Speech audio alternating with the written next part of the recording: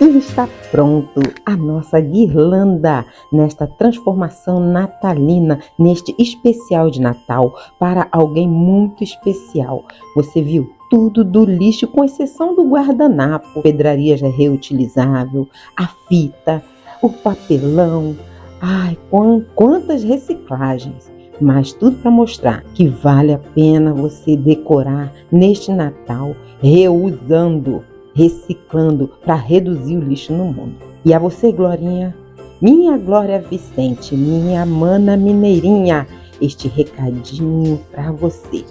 Na transbordante alegria das festas de fim de ano, traduzir dos nossos sentimentos. E meu sentimento por você já passou de amiga, de apenas uma escrita. Eu te desejo um Feliz Natal, um próximo ano novo.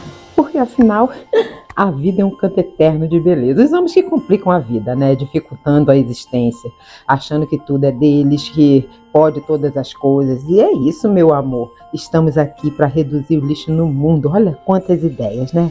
Fica aqui o meu sentimento de gratidão por você, Glorinha. Ai, que delícia, né? É muito gostoso ver toda a transformação.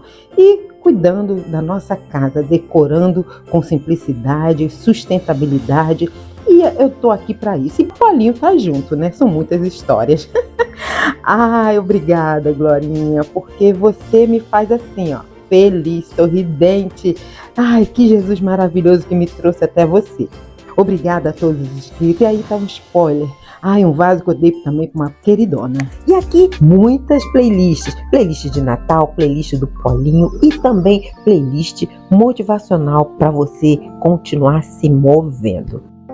Clica aqui na minha foto e se inscreva no canal e toca o sininho. Obrigada. Até o próximo vídeo. Bye, bye.